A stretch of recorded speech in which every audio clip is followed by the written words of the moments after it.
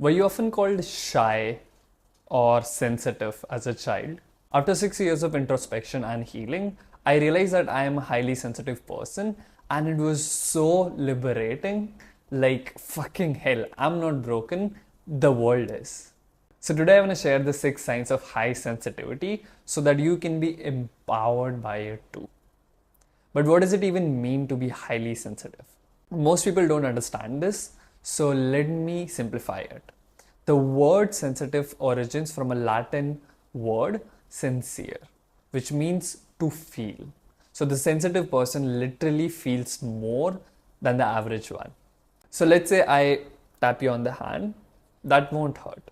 But if the same spot got burnt very recently and now I tap you there, that will be super painful because now that spot is sensitive and you feel more there. That is exactly what it's like for sensitive people when it comes to their emotions. Now, that can be both a blessing and a curse. A highly sensitive person can be empathetic, creative, and a deep thinker. But if they experience a traumatic childhood, it results in unhealthy patterns like emotional reactivity, emotional dysregulation, getting easily overwhelmed, and massive self criticism. But there's a problem. Because we feel things so deeply, even minute things can be traumatizing to a sensitive child if their fundamental needs are not met. I won't get into it now, but I've made a free test on it.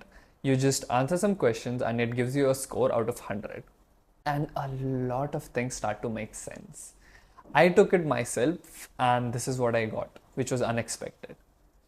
Do check it out. Here are the 6 weird traits of a highly sensitive person. Highly sensitive people are a bunch of despos. And this is not just self deprecating humor, but also an acronym that I made up for all the traits of a HSP. It might not be the most empowering acronym, but let me elaborate. The D in DESPO stands for depth of processing. Do you ever find yourself thinking deeply and making connections that other people don't? This happens to me naturally. Whenever I read multiple theories of psychology or trauma, my mind just connects the dots, relates it to my own experience, and brings everything together.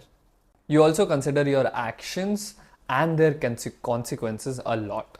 So, HSPs analyze and think before going into a new environment. They scan to assess the situation instead of just heading in right away. This is also why HSPs love deep conversations and despise small talk. The E in DESPO stands for emotional reactivity. Are your negative emotions so extreme that you need hours or sometimes even days to process them and return to an equilibrium? HSPs, like we looked at in the burn metaphor, feel emotions much more strongly than the average person. And because of this, we often are willing to sacrifice our own authenticity through people pleasing to avoid uncomfortable emotions caused by, let's say, a conflict. This is also the reason I realized that I hate things like news and gore movies because the emotions they cause and trigger are too much for me. The S in DESPO stands for social sensitivity. Do you ever find it difficult to relax when the person you're with is uncomfortable? HSPs are very empathetic because empathy is not just intellectual but rather a felt emotional connection with the other. One of the reasons for that is your brain literally has more mirror neurons as compared to regular people. You might have noticed this when you enter a room and you suddenly feel like a heavy, dense vibe. You don't know what conversation was going on, but you just know something is not okay. Which brings me to positive experiences. Are you ever fascinated by the tiniest of things?